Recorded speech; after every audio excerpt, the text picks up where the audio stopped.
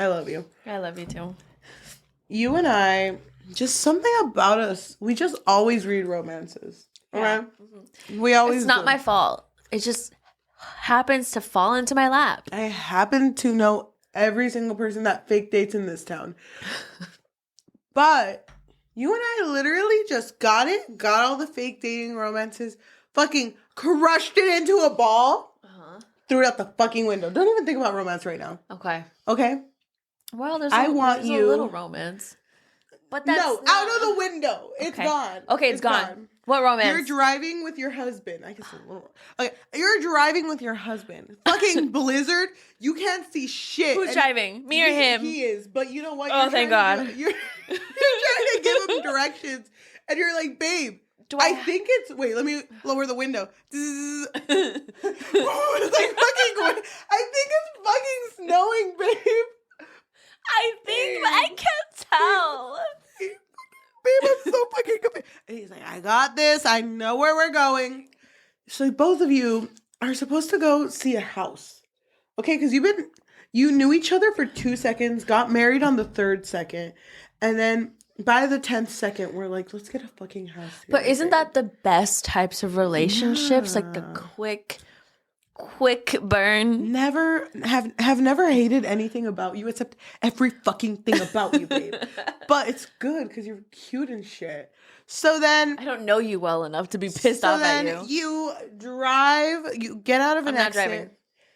Babe drives out of an exit and you find a castle. A castle. It's like, wait a minute, is Like, this for what real? we saw on fucking Zillow? Shit. I can't afford this, bitch. No, but it's cheap. Oh. They got a coupon on that shit? That's $5. Is it Groupon?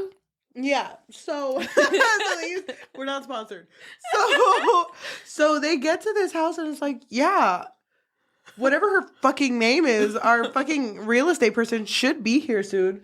So why don't we make ourselves comfortable, live in this house for 2 seconds, and just wait for her. Mm-hmm. And then they're looking at the house and they notice that the top light is on because it's 2 floors. And fucking Tricia, our main girl character, is looking up there. Is like, yeah, that's not suspicious at all. But yeah, let's go in. And they get snowed in. So then it's like, this is a house we want to own. And now we're just supposed to stay here. But then Tricia, our main character, is like, hold on. I feel weird because I feel like something bad has happened here. And in a movie, this is where they would say the title, Never Lie. And the song, fade to black, the song hits. Mm-hmm. This is your life right now. Do you think solving what the bad thing happened in this house would fix your life? God, I hope so. I really hope so too. Welcome to the Book Fix Podcast, a podcast where we fix lives one thriller at a time. Mm-hmm. I'm your host, Cheli. And I'm your host, Yajaira. And when I figured out that we weren't reading a romance, I thought this was going to be spicy. I did too. Honestly, I don't know why I thought this was like a dark romance. Yeah. Until I started it and I was like, oh, wait. Mm-hmm.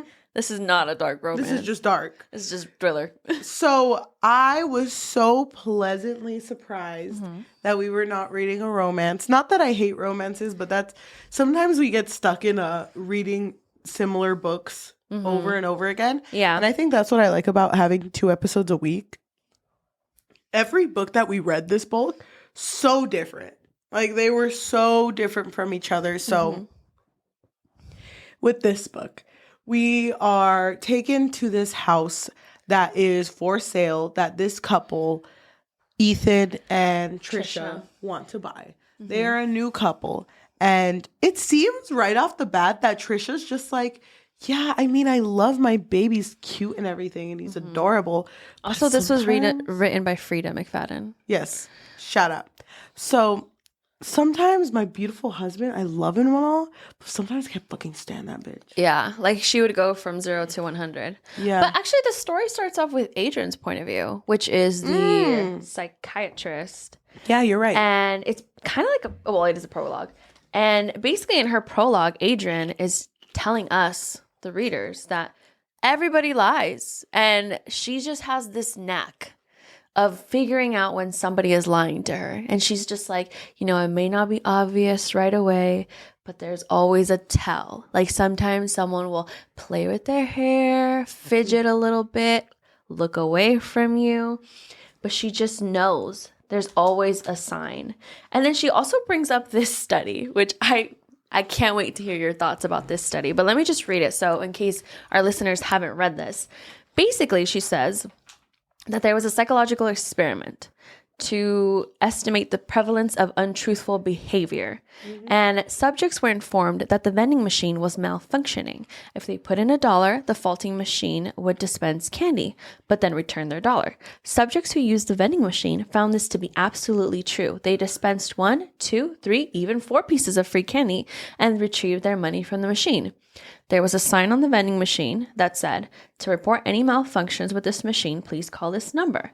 But obviously the subjects didn't know that the number provided belonged to the researcher in the study, which was, I believe, her. Or no, I think she just read this somewhere. Yeah. And so she was like, guess how many people called the number? 0. Yeah, that's right. Everybody lies, like I said. As a trained psychiatrist, I'm intimately familiar with these signs. It's almost too easy to spot them. And basically she just says, like, I will know the truth. I will always know the truth. Never lie to me. And that's how the prologue ends. I kind of hate Adrienne. Yeah, right? I was just, because even just like the whole concept of this faulty vending machine, I was like, okay, well, sometimes people need to save those extra dollars. It's just $1. I buy something out of a vending machine, I'm financially ruined for the rest of my life. Yeah. Like, I kind of see where she's getting at, though, because it is an interesting experiment. Because then you think of the probability of someone going up, and for every person that's going, your probability is decreasing exponentially. So it's like, I understand that. But then I don't think that's a fair enough. Like, you can't just base that and use that as like see, people are fucking liars. I fucking knew it. I can't trust any of these and bitches. To me, right off the bat, it just felt like in her mind, she was the top of the world. Yeah. Like, I get you all and you don't get each other. Like, that's disgusting. She's very full of herself. Full of herself and thinks she has no fault ever. So I disliked her. And I thought she was a little like, I thought she was asexual. Like, I thought she was just someone who, like, never loved because she sees the bad in all people. So, like, when I figured out that she was in a relationship, I was like, this is a little... Unexpected? Yeah. But just in general, I didn't like Adrienne. And whenever it's in her perspective, it is in the past because our main characters, Ethan and Tricia, they are living in late Adrienne's house. Well, they're supposed to be seeing the house. You're right. And then they're going to decide whether or not they want the house. And Tricia's over here telling Ethan, her husband, well, we're supposed to meet the realtor and, you know, maybe she didn't know there was going to be a blizzard. Oh my God, everybody makes mistakes. And so they go to this house and it's like scary. Like, there's this big ass portrait of Adrienne. And Adrienne is actually someone who is pretty well known because her death is a mystery. People just assume that she was murdered by her then boyfriend. Yeah. And so Adrienne released a book. What was it called? Anatomy of Fear? Yes. And she sees Tricia sees the book and she's just like, Ethan, have you read this book? Oh my God, this story was everywhere. The case was everywhere. And he's kind of just like, I mean, it's weird. It's like weird, right? Yeah. That they're there. But he's like immediately in love with the house. He's just like, whoa, this place, so big. It's huge. I really disliked too that Tricia was like, love my husband, but I fucking hate this house. No, babe, I love it. Yeah. No, it's great. I didn't like that either because it didn't make sense how you can't even tell your husband that this house is starting to make you feel sick. Because she thought that somebody was in there because the light was on. And she thought it was haunted too because there was just moments where like certain doors would be open or the painting of Adrienne that Ethan had brought down was put back up. Like, it was just little things like that. She was like, why did you put it back up? And he was like, I didn't put it back up. He put it down because it was creeping her out. Yeah. Yeah, it was weird. Mm-hmm. So, Ethan sucks. I think he's a horrible husband. I think that part where he was like, babe, I guess you're just lucky because I took you before the gross guys came. Oh my God, that part was so disgusting. They were talking about the fact that Luke, the boyfriend to Adrienne, supposedly had something to do with her disappearance, right? I think that's how it was brought up. Yes. And he was like, oh, there's just so many psychos out there, babe, but Babe. you're so lucky you got stuck with the real one. I hate that shit. That's so, yeah, babe. No, yeah. That's great that you think that. Mm-hmm. I'm proud of you. I'm proud of you for choosing me. So, I really like that this story goes between the point of views of Adrienne and Tricia, but also the past and the present. Mm-hmm. but also listening to these tapes of Adrienne talking to her patients. Because while Tricia was going through the house, she found a hidden room that was behind a bookshelf. Mm-hmm. She had these like whole wall of tape recorders. Yeah. And the way that they were labeled was they were color coded and they were initials. Yes. And so EJ was one that was like stuck out to Adrienne, the one that stuck out to Tricia. And so she picked a couple and then she picked another, like a couple different ones, right? Yeah. And then she would listen to these tape recordings. And I agree with you. I thought it was really interesting, like the way that the story was set up. Mm-hmm. Like we would get this mysterious past of Adrienne and the present, and then these tape recordings. How did you feel before knowing anything, before all brain cells connected? How did you feel about Tricia being super nosy? Well, I thought it was funny because I kind of would be the same way. And again, she doesn't like to be honest with Ethan, her husband, because she would literally say like, oh, he hates when I'm nosy. He knows that I'm nosy and I can't help myself. And so she didn't want to tell him that she found all of these tape recordings. Yep. She wanted to keep it to herself because she knew that he would judge her. Yep. And then also like, obviously if this woman went missing, these tape recordings could be like evidence, right? And she knew that, but she was just like, oh, but I gotta know like what was in these tapes. So, also we didn't even mention when she talks about her husband, there's a part where she's like, yeah, I love him and he gets me and I get him, but he'll never know that little secret of mine, a little terrible secret. Yeah. Dude, I was like, what the fuck did you do, Tricia? Yeah. What was your life before this shit? Every time I read these types of books, no brain cells on. I literally never guess what's going to happen next. I had no idea where this was headed. I didn't know where it was headed, but I knew that it wasn't headed where it was trying to make it go, if that makes sense. Because the way that Ethan was described was that he was tall, blonde, beautiful, had blonde hairs on his chest, like whatever, right?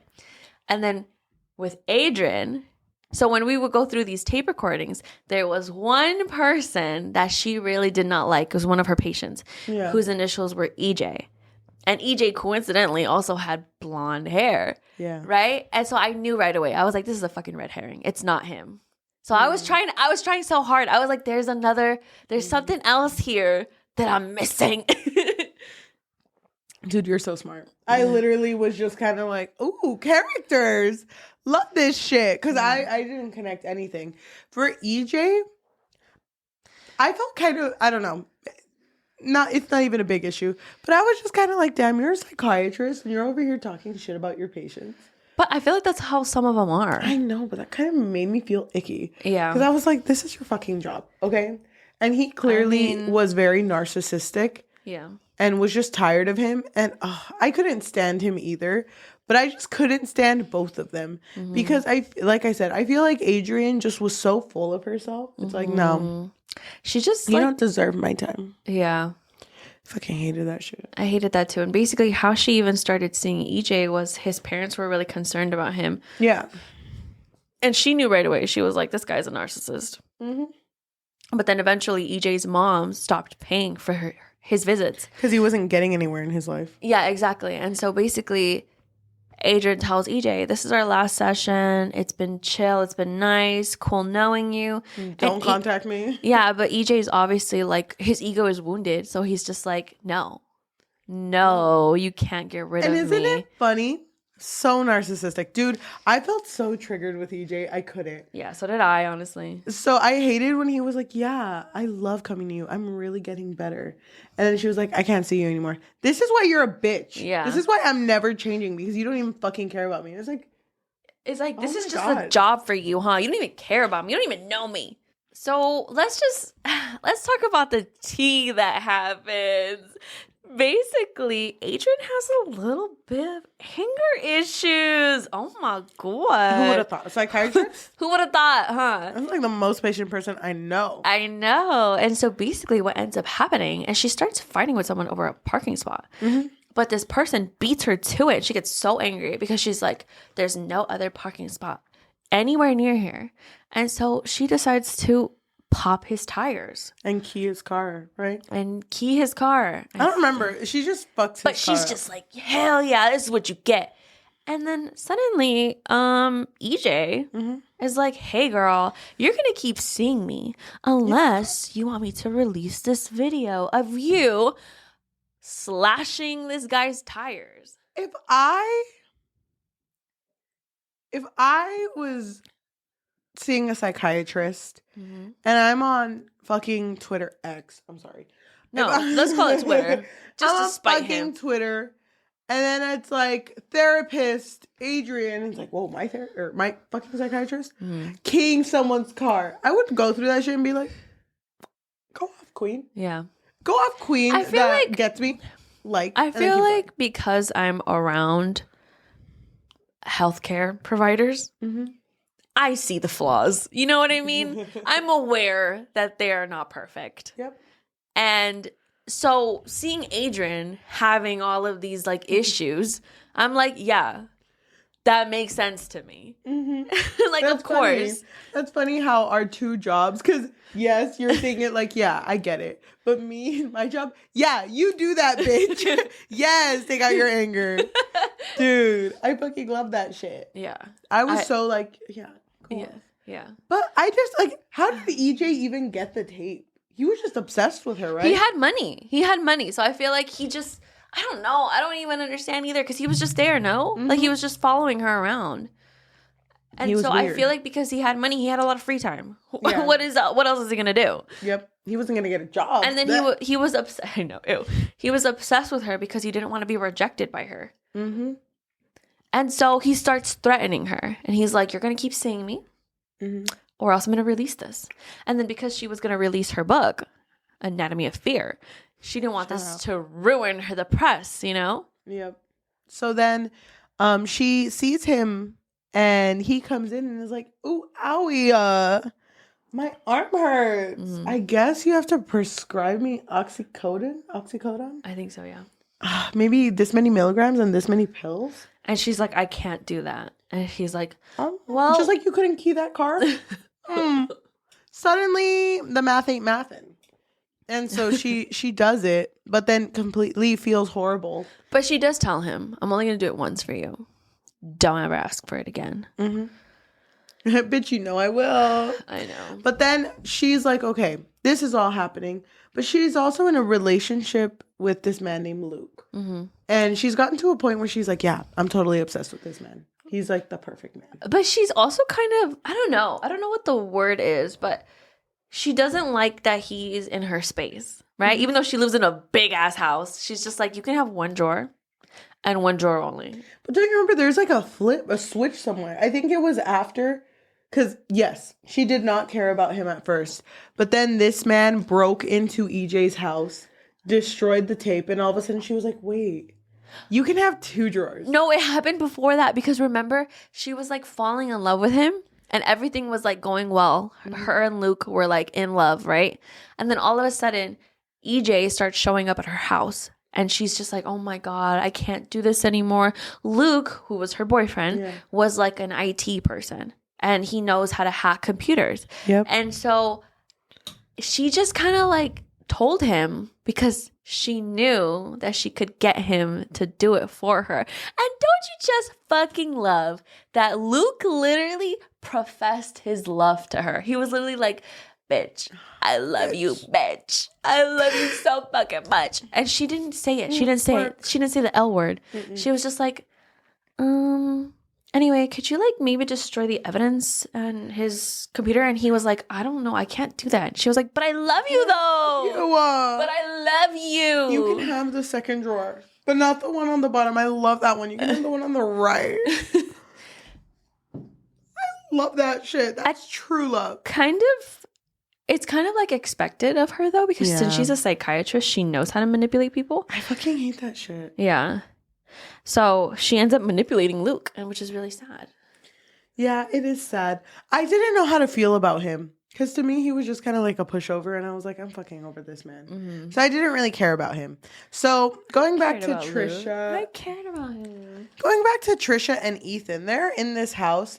And they are like, well, Tricia wants to be gone.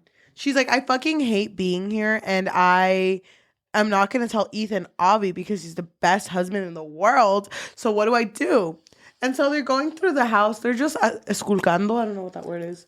Looking, searching. Searching around. And so they find this little like basement compartment. It's just like little storage underneath a floorboard. And they find a body. Yeah. Whose body was it? It was Luke's. No. EJ. It was EJ's body. EJ's. But we don't know. They think it's Adrienne's body. Yes. And then and it's weird to me because one brain cell just lit up at this point for me. Because fucking Ethan was like, oh, well, now we know where she was.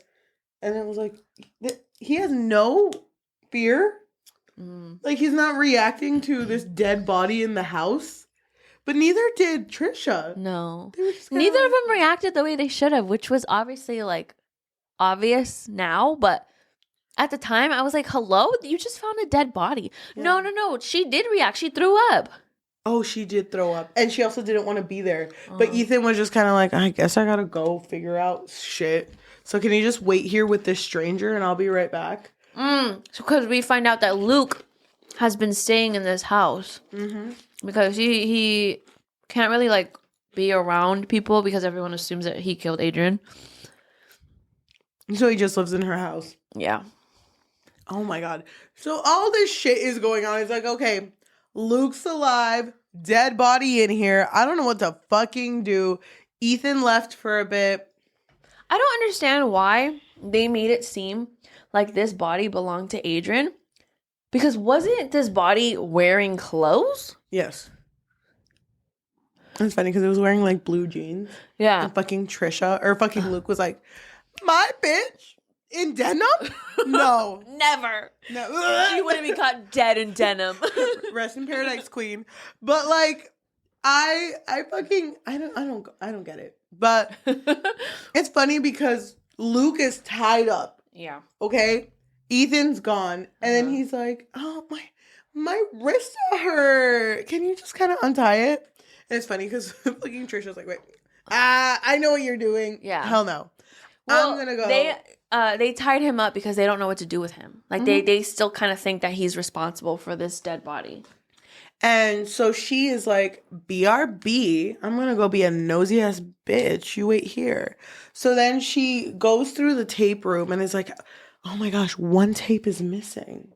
Yeah. And I want to take a pause because we haven't even talked about these tapes. They're not all about EJ. So there was another tape that they listened to as well, who's named PL. Mm-hmm. And so when Tricia listens to this tape, it's basically a girl who's like, oh my gosh, I have so much trauma in my life because I went on a camping trip with my two friends and my fiance. Yeah.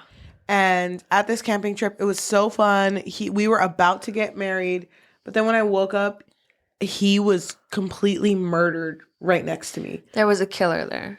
Yeah. Who murdered him and then murdered the two friends. And attacked her. Mm-hmm. And she barely made it out alive. Yeah. And then when this was said, Adrienne was like, you've been through a lot of hardship. I understand. Like, you're really strong to be able to, like, overcome this. Yeah. And so I think we hear, like, 2 or 3 PL tapes before the last one. And it's called PL Final. And that's the last one that Tricia listens to. And in this one, the tape is basically like, it was really nice working with you, Tricia. So I'm getting stalked. And, you know, this man has, like, something of me that makes me look really bad. And I just thought, you are the perfect person. Since you killed your fiance and your friends. No. Wait. And then, well, she doesn't say Tricia. No. It's not revealed till the end. But she's like, what are you talking about? And she's like, I know what you did. I know what you did.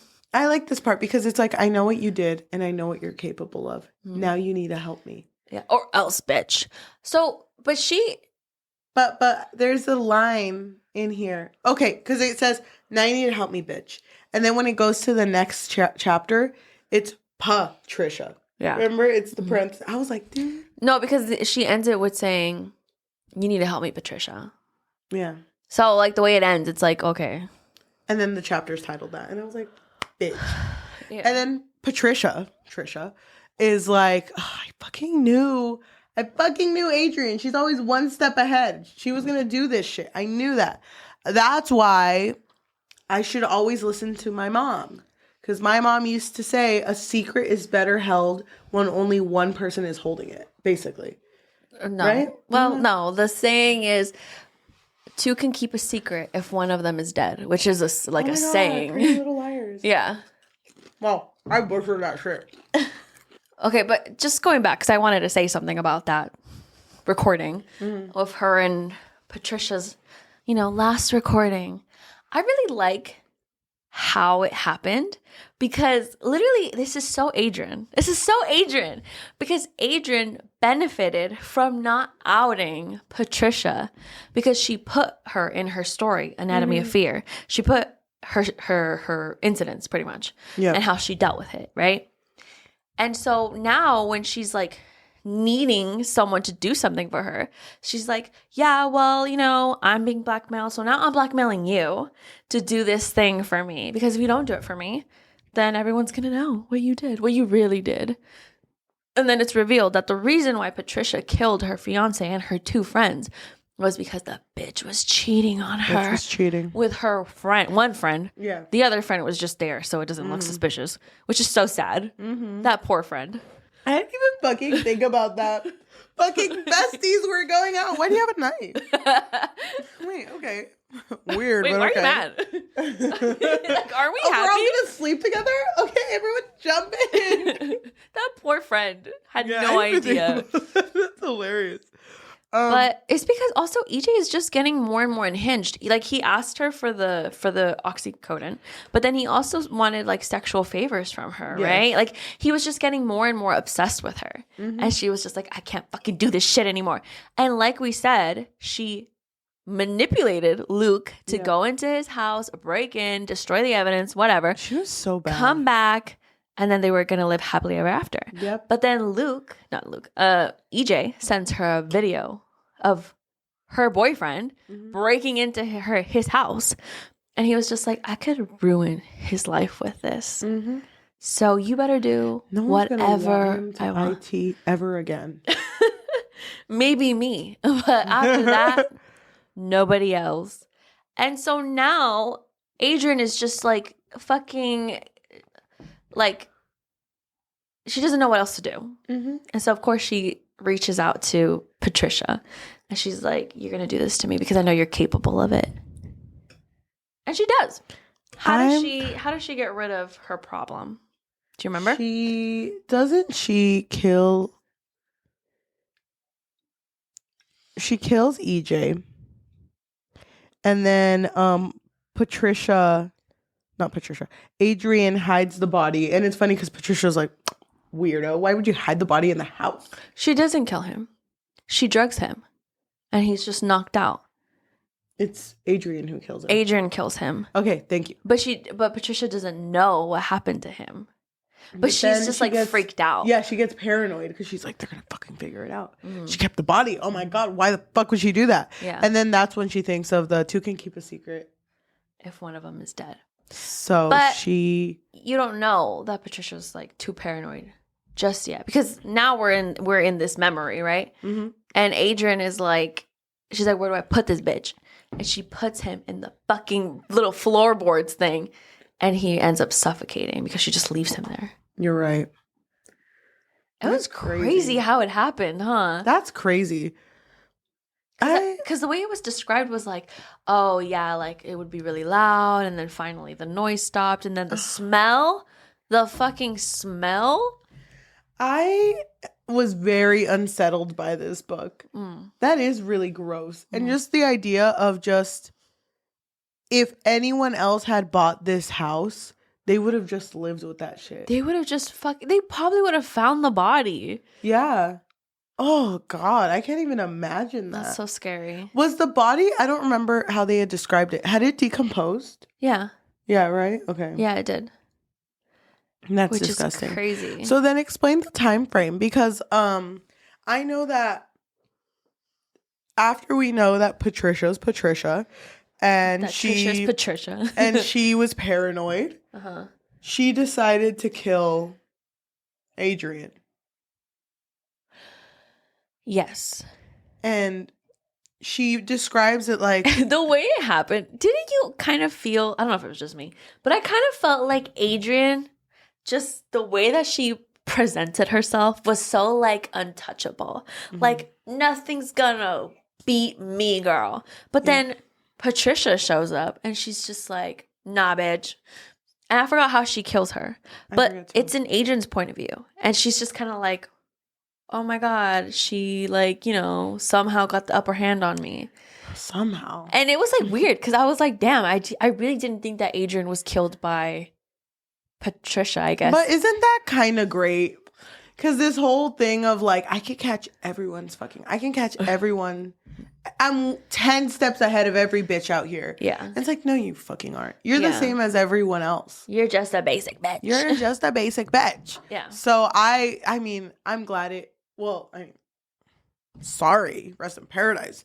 But I'm kind of glad it had ended like that for her, because it just goes to show like you're nothing. Yeah. And you're not more than anyone else in this story. But does that mean that the car that Ethan and Tricia came in, did it have Adrienne's body in it? At one point. What did they do with her body? I can't remember. It was in the car. It was? It was in the car because Tricia was like, well, how do I get rid of the body? Because if they're going to go get help, I have to get rid of the body now. Yeah. So it was in the trunk. This whole time? I think so. So I don't think they had killed her that long ago. Or she had killed her that long ago. Oh my God. Because then she was like, okay, I got to set up this whole house thing. I got to find any evidence of her accusing me. And then I got to do all this shit. Yeah. And while all of this is going on, Ethan walks into the tape room and he's like, holy shit. Yeah. This is wild. And then it's like, Beba, don't look at them. Don't look at them. I'm going to burn them all. And so she takes to burn them all. But then he picks up a tape and it's like, Mama? So there was another patient who, I don't remember her She was just erratic. Like, she always thought that everybody was out to get her. Like, she told Adrienne that, oh, I think my son wants to kill me. Like, she was just, like, always thinking that something bad was going to happen to her. And Adrienne was like, no, your son doesn't want to kill you. And the mom ended up unaliving herself, right? I'm pretty... No? The son killed her. He killed her? Yeah, because Tricia's there and is, like, seeing Ethan go, like, Mom? And picking up the tape. And then it's like, yeah, that's your mom. Your mom that you killed. And then he gets kind of worried because it's like, does this switch something in their relationship now? And then it's like, no, babe. I think she reveals her past. I don't remember. Yeah, she does. She just like dumps it out. Yeah, by the way, I've killed a bitch. And it was Adrienne. Can you believe it? Oh, a small world. So then it's like quiet. And then she goes like, well, what do you think we do now? And then he says, well, I think that bitch Luke knows too much. Yeah. It's like, babe, I knew I picked the right one. Why did he kill the mom again? Because he was tired of her being always erratic. I think that was the reason. But why was he in the house then? I don't remember that part. Because they both knew that this was Adrienne's house. Because they were, he just wanted a house. I think that was the whole thing. And then she was the one that was set up the dates of when to go there. So I think it just worked out. Well, I remember she wanted to go to the house because she wanted to look for any evidence that she may have left behind. Yeah. Because she was like, where the fuck did she put the body? Mm-hmm.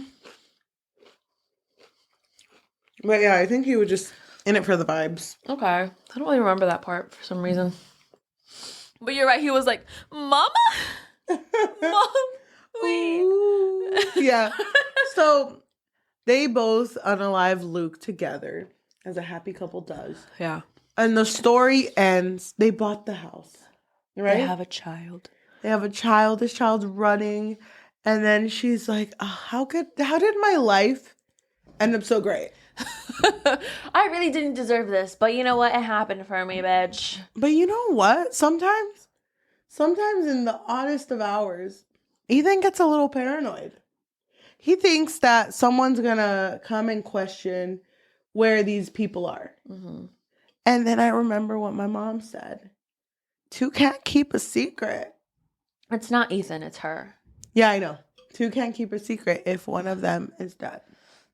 Trisha? Only two. Wait. The only way that two can keep a secret is if one of them is dead. Yeah, because Trisha signing off. Well, I just want to read it though, because it says, because they're over here like thinking like, oh my god, we're a happy couple, like love this, and also the way that it was described that the daughter Delilah was just running through the garden where they buried Luke was like, what the fuck? Yeah. And it says, sometimes I wonder about Ethan. He gets nervous when people go into our garden. He was so anxious about the grass, I almost thought he was going to crack for a while. If somebody came around and started asking questions, I'm not sure he would hold up. Hopefully that won't ever happen, but if it does, I'm prepared to take care of the situation. After all, my mom always said that the only way two people can keep a secret is if one of them is dead. The end. That's crazy. I really like this story. Yeah. I was so in it the moment I started. I read this in one sitting.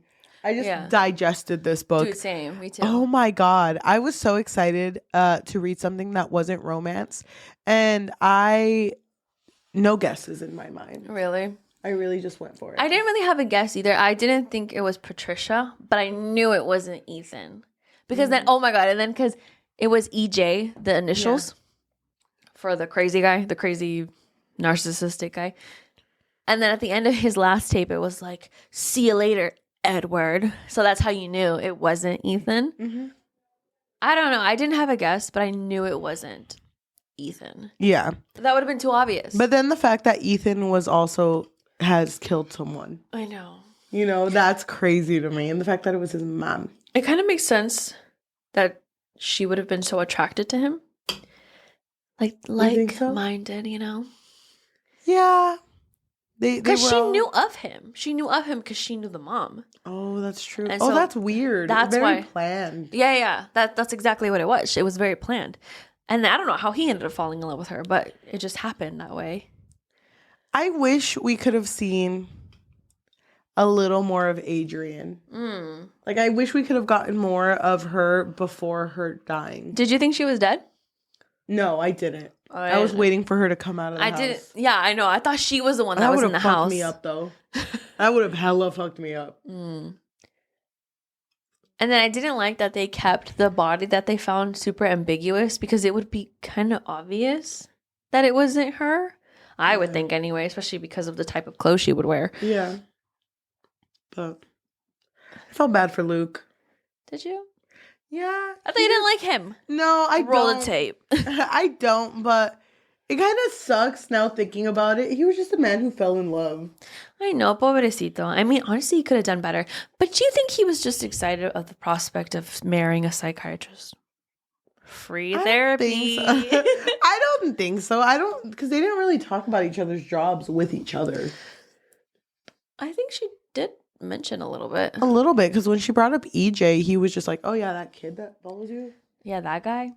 Ugh. But that was kind of it. They didn't really delve into that. Mm-hmm. It was weird to me that everyone in this town was just like, yeah, that shrink that died here. everyone knows about that. And it's like, wow, small ass town if everyone knows about that. Yeah. Oh my gosh. I feel like this story was so fucking good. I was so into it. Me too. I gave it a 5 out of 5. Really? Yeah, I liked it. I think I would want to read another Freida McFadden book. Well, we are going to read more. I'm so excited. Dude, it's so... When you talked about the housemaid, I had no idea that was her. Yeah. Well, I told Cheli. I mentioned it to Cheli when we were picking our next reads for our next book. I mentioned that we should do Housemaid from Freida McFadden because it was really, really popular. Yeah. And I really want to read it. Like, it looks interesting to me. Like, hello, she's looking through a keyhole. She's a chismosa. What's she looking at? I need to know. Vibes. Girl, move. Okay, yeah. So, yeah, I just really want to read it. Dude, I'm and this excited. was my first book from her, and I really, really liked it. I know. I love the different, like, time. Perspectives. No, like the times. Like past and present. And then the tapes. We read a book like that. What was it? The Carrie retelling. Oh, yeah. Gosh, wrong book. Weight in Blood. Yeah. Weight of Blood? Weight of Blood. Yeah. I don't know what. I think I would give it a high 4, though. I don't know. I get it. She ain't hitting you. She ain't hitting. She hit, but did she hit me? Wow. No. Did I hit her? Did anyone hit? But yeah, it was really good. Is there anything else in this book that you want to mention? Isn't it crazy how Patricia was crazy? It's crazy because I'm surprised you didn't bring it up because you always bring this up. But the shift in the way that she was telling the story when we find out that Patricia was PL. Crazy. That unreliable narrator shit that I love. Yeah. Yeah. But also like this whole concept of never lying and then being capable to lie and not catching it. I just kind of, to me, it felt like, yeah, fuck Adrienne. You didn't catch that shit. Yeah. You didn't think she'd do that shit? Like it just. Well, think again. I know. Also, Bitch. I thought it was so funny that the portrait of Adrienne was actually a gift from Patricia. Yeah, she commissioned it, right? Yeah. It was from her and her mom, I think. Mm-hmm. And then when it was her perspective, she was like, of course, I fucking knew that she would hang that shit up. Bitch. That's awesome. Dude, I really like this book. I'm very excited to read another Freida McFadden book. But to anyone listening to our episode, thank you so much. If you are on Spotify, Apple Podcasts, Amazon Music, or anywhere you get your podcasts on, if you could please leave a rating of 5 stars, because I think that's the highest of honors that anyone can do for us. I also think that giving us 5 stars really, really boosts us up. Like, so fucking hella. much. Mm-hmm. It's crazy. It does make a big difference. You could have already done it. You can do it right now. I forgive you for not doing it first. If you also want to leave a review and maybe recommend us another thriller, that would be good. We used to do themes every month. I forgot what our theme for this month was. We have no theme. We had a theme. We were going to do sequels, which, by the way, I'm so glad you brought that up because I wanted to bring that up. I re-listened to our tier list episode, and at the end of that episode, we were like so confident. Like, oh my God, next month, start of the year, we're going to do only continuations of books we read. Tell me why we only did one. That shit was gone so fast. And it was a Colleen Hoover book. No. That was Akamath. Oh my God. It's Akamath. Dude, I just unthought of that. How dare you put it back in my mind. You're right. Yeah. We tried. Colleen Hoover. It starts with us. It ends with us. No, we finished the year with that. Oh, I guess it did end with us. Yeah, well, we were so confident when we said that I actually felt bad. I was like, damn, we didn't do that. Wait, how do we undo episodes? I don't know. We How do we can't. delete message? Oh, We're God. just mood readers. So honestly, sometimes when we're just not in the mood, we'll both just like be like, We're hilarious. is it okay if we change this? And it's funny because I'll call you and I'll be like, I know you really want to read this book. But I don't. Feel it. Oh my gosh. I'm glad we never really say what book we're going to read. Yeah. Besides now, housemate. Please be really patient for that. Yeah, it's never gonna come. No, it will. No, it will. It will. But if they want to support us and they have a little bit of money, what can they do? So we do have a Patreon, and at the moment, it really just serves as a way for our listeners to let us know that you really enjoy our content. I mean, we do post twice a week. That's a lot of content for us. I mean, these books are hella long. Yeah. You can find us on patreon.com/bookfix.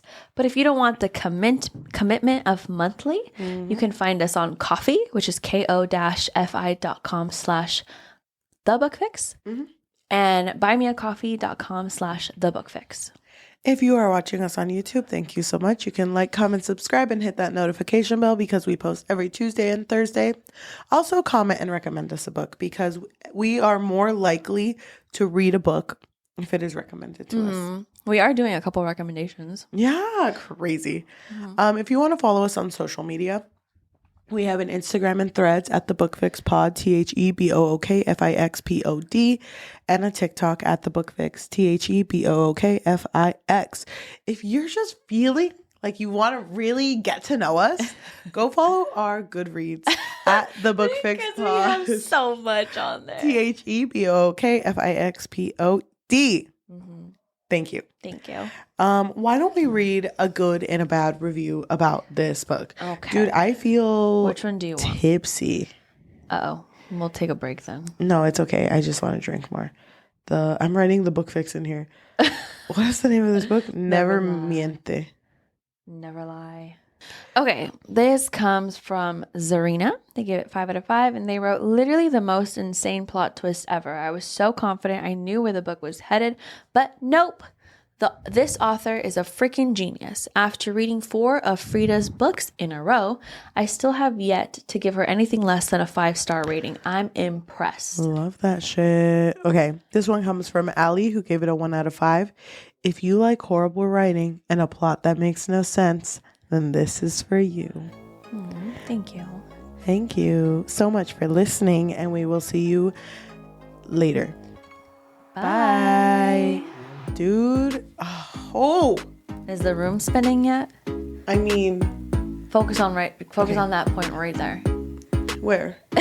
But, okay. That one. I feel like we need a drink. We need to take a break. We film in bulk. Yeah. By the way. That's why we're wearing the same clothes. Yeah, sorry. Remember when we used to change between episodes? I was literally going to say that. I was going to say that, but then, I don't know. Like, it was cute. It was cute that we did that. But now I'm glad we don't have to pretend. Dude, I know. No, well, actually, to be honest, the reason why we did that was because it was easier for us to edit. Yes, because it was easy to see what outfit was what episode. Yeah. And it did help. Now it's just kind of like, well, it's still kind of easy to film because I'm like every 2 or 3 episodes is going to be the next one. It's easy. It didn't really make much of a difference, but I liked it. I remember the first time we ever filmed an episode, we were in here. Remember we got ready together? So much effort into doing our makeup, doing our hair. And now I'm just kind of like, okay, 30 minutes passed. I'm ready. You can come over. Yeah. Dude, I think we both need to get a little more drunk. Yeah, for this next one. For this next Stay one. tuned to find out. We're not going to say which one. But you know which one.